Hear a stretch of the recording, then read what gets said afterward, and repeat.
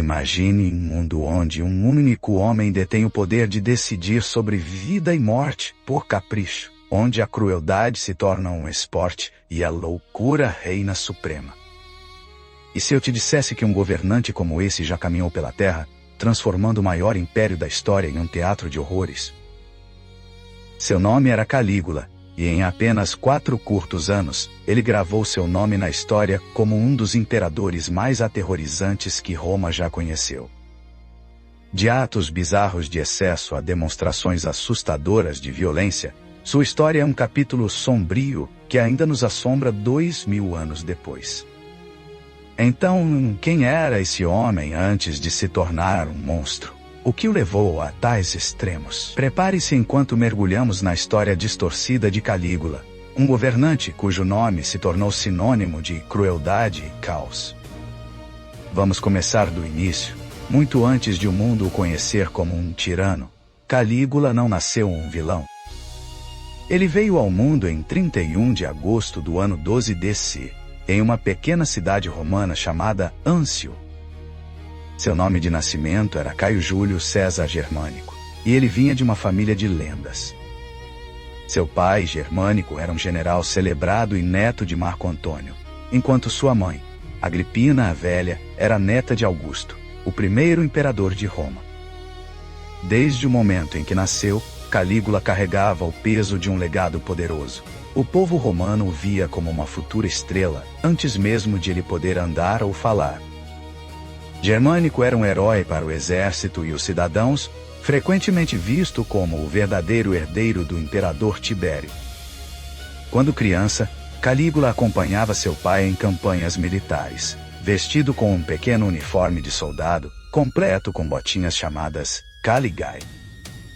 Os soldados adoravam ver essa criança marchando com eles, e o apelidaram de Calígula, que significa botinhas. Ele se tornou uma espécie de mascote, um símbolo de esperança e do futuro de Roma, sorrindo em desfiles ao lado de seu pai e até fazendo um discurso para as tropas aos 6 anos de idade. Mas essa vida perfeita não durou. Uma tragédia ocorreu quando Calígula tinha apenas 7 anos.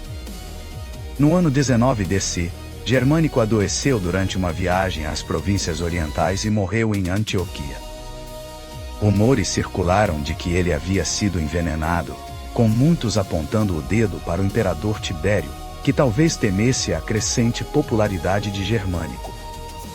Seja verdade ou não, a perda destruiu o mundo de Calígula. Ele viu as cinzas de seu pai sendo levadas de volta a Roma em um cortejo fúnebre, caminhando atrás do caixão com sua mãe e irmãos, por meio de multidões enlutadas. Após a morte de Germânico, a família se tornou um alvo. Agripina era feroz e ambiciosa, empurrando seus filhos para o poder, o que a tornava uma ameaça aos olhos de Tibério.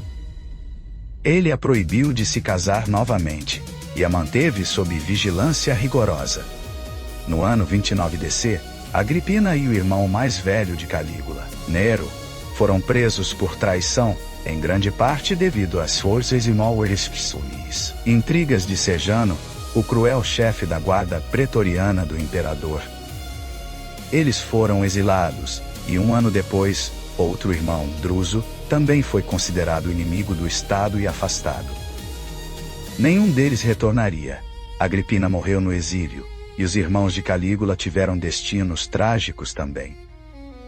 Agora sozinho, Calígula foi enviado para viver com sua bisavó Lívia, e mais tarde com sua avó Antônia. Ele era apenas um menino, arrancado de sua família e cercado por perigos. No ano 31 DC, foi convocado para a ilha de Capri, onde o envelhecido e paranoico Tibério havia se retirado. Capri era um lugar de luxo, mas também de medo. Tibério governava de longe, imerso em sussurros de crueldade e corrupção. Calígula aprendeu a sobreviver misturando-se às sombras. Ele sorria quando o imperador sorria. Ficava em silêncio quando outros sofriam e mantinha seus verdadeiros pensamentos escondidos. Ele testemunhou Tibério ordenar execuções e extrair confissões forçadas, alimentando sua paranoia. Alguns historiadores acreditam que esse ambiente plantou as sementes da loucura posterior de Calígula, enquanto outros argumentam que ele estava apenas aprendendo a navegar em um mundo sem piedade.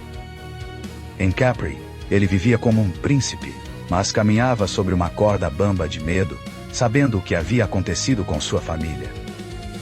Ele não tinha amigos, nem segurança, apenas paciência. Uma característica que logo lhe seria útil. No ano 33 DC, o filho adotivo de Tibério e primo de Calígula, Druso, morreu em cativeiro após ser acusado de traição, deixando uma lacuna na linha de sucessão. Calígula e outro primo, gemelo, tornaram-se os prováveis herdeiros. 2 anos depois, Tibério os nomeou sucessores conjuntos. Mas Calígula tinha uma vantagem: o apoio da guarda pretoriana. Após Sejano cair em desgraça e ser executado, um novo comandante chamado Macro apoiou Calígula, trabalhando nos bastidores para garantir sua ascensão. Em março de 37 DC, Tibério morreu. Alguns sussurram que Calígula o sufocou, enquanto outros acreditam que a velhice o levou. De qualquer forma, Macro agiu rapidamente. Ele garantiu que a guarda pretoriana proclamasse Calígula imperador, o Senado aprovasse e o povo de Roma, lembrando-se de Germânico, aclamasse seu novo líder. Aos apenas 24 anos, Calígula estava no comando do maior império do mundo, tendo sobrevivido a traições e terror. As multidões viam um jovem e carismático governante, o filho de um herói, e acreditavam que os dias sombrios de Tibério haviam acabado. Eles não poderiam estar mais errados. A princípio, Calígula parecia o salvador de que Roma precisava. Nos primeiros meses como imperador, ele conquistou corações ao abolir impostos impopulares, trazer de volta exilados e libertar prisioneiros políticos. Ele restaurou monumentos públicos, pagou bônus aos soldados e organizou grandes jogos que encheram as ruas de celebração. Ele até investiu sua riqueza pessoal na cidade, cobrindo o povo de generosidade. O Senado o acolheu e, por um breve momento, parecia que uma nova era dourada havia começado. Mas essa luz se apagou mais rápido do que qualquer um esperava. Alguns meses após seu reinado, Calígula adoeceu gravemente com uma febre alta. Quando se recuperou, algo havia mudado. O jovem e charmoso governante havia desaparecido, substituído por alguém mais sombrio. Alguns culparam veneno, outros pensaram que a doença danificou sua mente, mas, qualquer que fosse a causa, o homem que emergiu era diferente. Após a doença, Calígula começou a se ver não como um mero imperador, mas como um deus vivo. Ele se vestia como Júpiter, o rei dos deuses romanos, usando barbas douradas e carregando raios. Ele ficava ao lado de estátuas de Júpiter, perguntando aos convidados quem parecia mais poderoso, ele ou o deus. Hesitação significava punição. Ele construiu um templo em sua honra bem ao lado de seu palácio, com uma estátua dourada em tamanho real de si mesmo, vestida diariamente com as mesmas roupas que ele usava. Romanos ricos competiam para servir como sacerdotes nesse templo, sacrificando animais exóticos como flamingos e pavões ao seu Deus vivo. Calígula afirmava conversar com divindades, dizendo que a deusa da lua o amava e que ele falava com o oceano à noite. Ele ficava em varandas, falando com o céu, e perguntava aos guardas se eles podiam ver seres divinos ao seu lado. Um guarda esperto respondeu que apenas deuses podiam ver outros deuses, ganhando o favor de Calígula e uma alta posição. Suas leis se tornaram tão erráticas quanto seu comportamento. Rir perto dele foi proibido, tratado como um crime. Após a morte de sua amada irmã Drusila, ele impôs um período de luto nacional onde ninguém podia tomar banho, festejar ou até mesmo comer com a família. Os infratores enfrentavam execução. Ele proibiu mencionar cabras em sua presença, provavelmente devido a inseguranças sobre seu corpo peludo. Quando começou a perder cabelo, um traço familiar, ele tornou ilegal que alguém olhasse para ele de um lugar mais alto, forçando as pessoas a baixarem a cabeça ou descerem escadas enquanto ele passava. Ele praticava expressões intimidadoras em espelhos, ordenando que os guardas o imitassem. Senadores eram humilhados, forçados a correr ao lado de sua carruagem, ou lutar em batalhas simuladas para sua diversão. Seu objetivo não era apenas governar, era dominar, quebrar o espírito de qualquer um que ousasse se erguer diante dele. Os excessos de Calígula não conheciam limites. Ele tomava banho em ouro, bebia pérolas dissolvidas em vinagre e caminhava descalço sobre tapetes de joias. Ele dormia em pisos cobertos de moedas e construía palácios flutuantes em enormes navios adornados com mosaicos, colunas de mármore e banhos aquecidos. Em banquetes ele servia pratos dourados não comestíveis enquanto pássaros com joias voavam acima. Tudo o que ele tocava exalava riqueza, projetado para deslumbrar e afirmar sua supremacia. Apenas no primeiro ano, ele gastou quase 2 bilhões e 700 milhões de dólares, esgotando o tesouro de Roma em jogos, festivais, templos e projetos pessoais. Uma empreitada infame foi uma ponte de navios através da Baía de Baiae, estendendo-se por mais de 3 quilômetros. Ele a atravessou a cavalo, vestido com a armadura de Alexandre, o Grande, apenas para provar que podia comandar o mar. Não tinha propósito prático, mas o império pagou a conta. Quando os fundos acabaram, Calígula não reduziu os gastos. Em vez disso, ele impôs impostos bizarros e severos, cobrava uma taxa de 2,5% em cada processo judicial, taxava mantimentos, salários de trabalhadores e até prostitutas, do passado e do presente.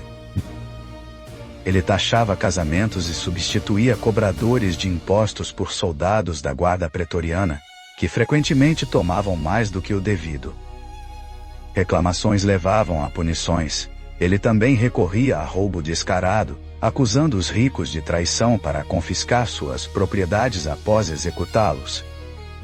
Ele forjava documentos e alterava testamentos para reivindicar propriedades. Se alguém morresse sem deixar o suficiente para ele, em seu testamento, ele os declarava ingratos e tomava tudo. Famílias perdiam fortunas da noite para o dia, e algumas tiravam suas próprias vidas para evitar sua ira. Ele até exigia que cidadãos leais o incluíssem em seus testamentos, enviando guardas para impor suas heranças merecidas. Entre seus projetos extravagantes estavam os navios de Neme, 2 enormes palácios flutuantes no lago Neme, cada um com mais de 60 metros de comprimento. Eles tinham pisos de mármore, água corrente, quartos aquecidos e estátuas douradas, com velas de seda colorida. Construídos para festas, não para viagens, eram financiados por impostos e riqueza roubada. Ele também escavava túneis através de montanhas, construía estradas sobre rios e aplanava colinas apenas para remodelar o mundo ao seu bel prazer. Artesãos reconstruíam paredes sem motivo, e engenheiros eram encarregados de projetos impossíveis. Seu apetite pelo absurdo crescia, assim como os custos. Mas nada se comparava à sua obsessão por seu cavalo, Incitatus, um garanhão branco cujo nome significava rápido. Calígula tratava Incitatus como realeza, dando-lhe um estábulo de mármore, um coxo de marfim e um colar de pedras preciosas. O cavalo dormia sob cobertores roxos, uma cor reservada para imperadores, e tinha uma casa com criados e escravos. Antes das corridas, Calígula ordenava silêncio na área, para garantir que Incitatus descansasse, com soldados guardando as ruas. Ele alimentava o cavalo com aveia misturada com flocos de ouro e brindava a sua saúde, com vinho, em taças douradas. Em banquetes, Incitatus jantava ao lado de nobres, tratado como um conselheiro. Calígula até brincava que o cavalo entendia de política melhor do que os senadores. Então veio o choque final. Ele anunciou que Incitatus se tornaria cônsul, um dos cargos mais altos de Roma, tradicionalmente ocupado pelos líderes mais experientes. Ele afirmava que o cavalo era mais leal e sábio do que o Senado, ordenando preparativos para sua nomeação. Senadores foram forçados a aplaudir e se curvar ao animal, uma demonstração humilhante do desprezo de Calígula por sua autoridade. Se Incitatus oficialmente se tornou o cônsul ou não, a mensagem era clara: Calígula podia fazer qualquer coisa, e ninguém o impediria. No entanto, sua crueldade ia muito além da zombaria. Calígula se deleitava em lembrar a todos que podia matar à vontade. Ele lhe declarava isso abertamente, mesmo em jantares privados, acreditando que o poder de acabar com a vida sem motivo definia a verdadeira dominação. Suas famosas palavras, que me odeiem contanto que me temam, guiavam seu reinado. Ele não queria amor, queria terror. Execuções não precisavam de julgamento ou evidência. Um olhar ou tom errado podia selar o destino de alguém. Um senador morreu por ter cabelo melhor, outro por parecer feliz demais. Mortes se tornaram espetáculos. Em banquetes, ele ordenava execuções no meio da refeição, assistindo o sangue jorrar enquanto os convidados comiam, sorrindo como se o sofrimento realçasse o sabor. Certa vez ele convidou um homem para jantar após executar seu filho naquele dia, observando se o luto ou o medo se manifestariam.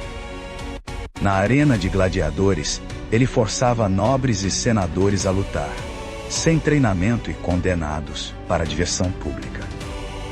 Ele escolhia métodos brutais, como expor multidões ao sol escaldante ao remover todos, testando sua resistência. Uma vez, ordenou a execução de centenas por vaiar uma luta. A vida era um jogo para ele, a morte um brinquedo que ele manejava à vontade.